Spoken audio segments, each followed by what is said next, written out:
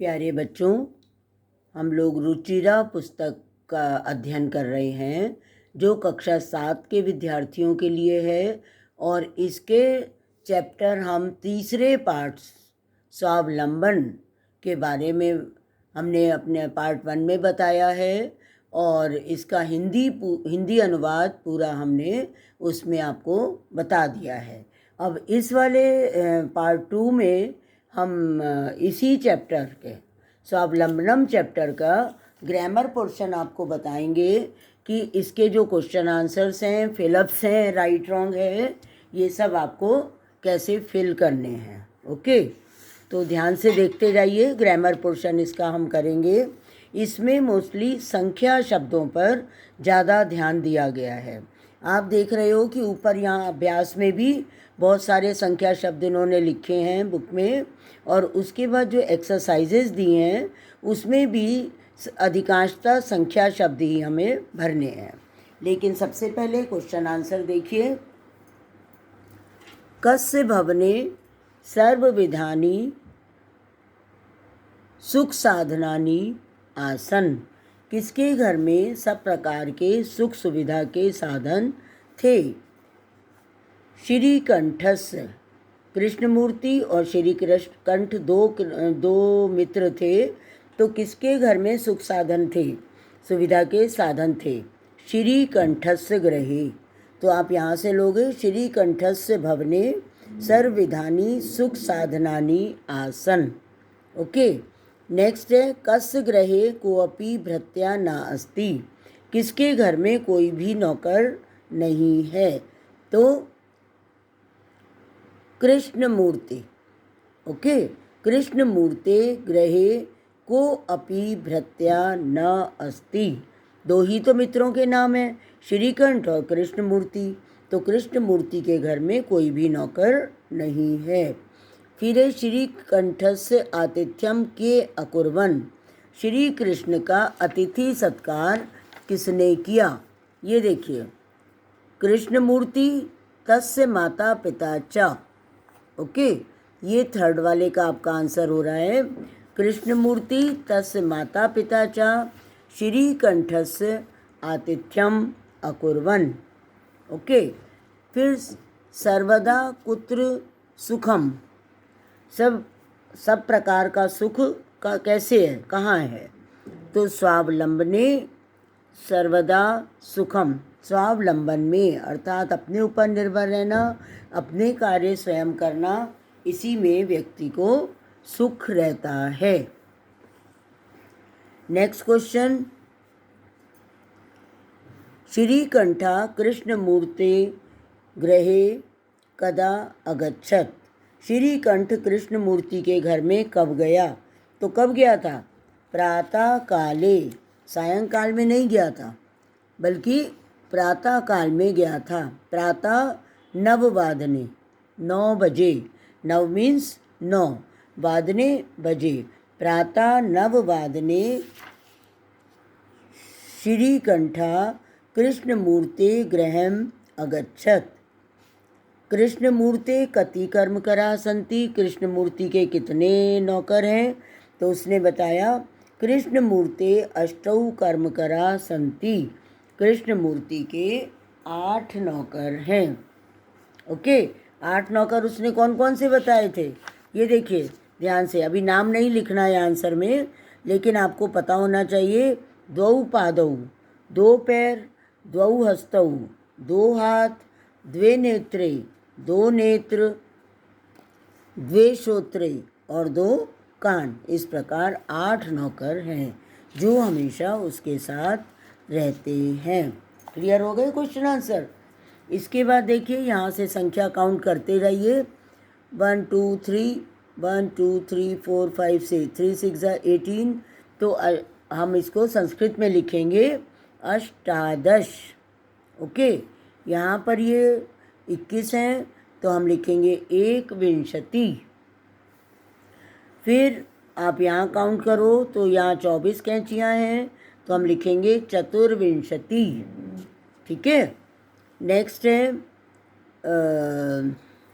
Candles count करते जाओ आप, तो ये 36 हैं, तो हम यहाँ पर लिखेंगे षट्त्रिंशत्, षट्त्रिंशत्। फिर और कैंचियाँ हैं, ये काउंट करने से 24 हैं, तो हम लिखेंगे चतुर्विंशति। ठीक। फिर यहाँ पर 33 पत्ते हैं, तो हम लिखेंगे त्रयस्त्रिंशत्। क्लियर है। इसके बाद फिर इन्होंने संख्या दे दी है और उसको फिर से संस्कृत में लिखना है, लेकिन शब्द दिए हैं अभी इस बार। ध्यान से देखो, 28, 28 में क्या है, पहले 2, फिर 8, तो अब इसमें से हमें ढूंढना है अष्टाविंशति। विंशति कहते हैं 20 को, और अष्टा 8 को, तो अष्टाविंशति। ओके। फिर है 27, तो सेम है, जैसे अष्टाविंशति ऐसे ही 7 को हम बोलते हैं सप्त, सप्तविंशति। ठीक है। फिर है 30, 30 को हम बोलते हैं त्रिंशत्, तो जो 3 नंबर आएगा वो त्रिंशत् पे लिखना है। फिर 31, 30 के बाद क्या आ रहा है, 31। देखिए 30 की संस्कृत है त्रिंशत्, तो 31 की संस्कृत होगी एक त्रिंशत्, 31। क्लियर होता जा रहा है। इसके बाद देखिए और भी हैं शब्द। 24, 24 में देखिए क्या आता है, विंशति 20 है ना। तो और 4 की क्या संस्कृत होती, चत्वारा, चतुर्विंशति। विंशति मीन्स 20 है ना, विंशति मीन्स 20 और चतुर मीन्स 4, तो हम लिखेंगे 24 की संस्कृत चतुर्विंशति। ओके। फिर है 40, 30 को हम बोलते हैं त्रिंशत् और 40 को बोलते हैं चत्वारिंशत्, तो 40 की संस्कृत हुई चत्वारिंशत्। नेक्स्ट वर्ड 50, 50 की सबसे ईजी है, पहले 5 लगा दीजिए, पंचाशत्, अर्थात आधा, 100 का आधा, पंचाशत्। तो ये शब्द की संस्कृत आपको याद रखनी है। वैसे तो धीरे धीरे करते करते आप 100 तक लर्न कर लोगे, तो 50 तक आपको यहाँ पर इन्होंने बता दी है। इसके बाद की जो एक्सरसाइज है वो चित्र देखकर, मंजूषा से शब्द देखकर वाक्य बनाइए। ये बच्चे अपने आप करेंगे वाक्य बनाना, जैसे वाक्य प्रयोग हिंदी में बनाते हैं ऐसे ही संस्कृत में भी बनाने हैं। इसके बाद फिर से देखिए, अब टाइम दिया इन्होंने, अधोलिखित समयवाचकान अंकान पदेषु लिखत, पदों में लिखना है इस समय को।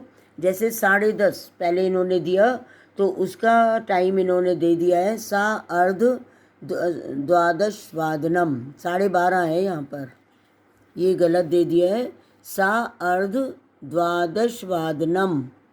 द्वादश मीन्स होता है 12, तो 12:30 को हम बोलते हैं सा अर्ध द्वादश वादनम।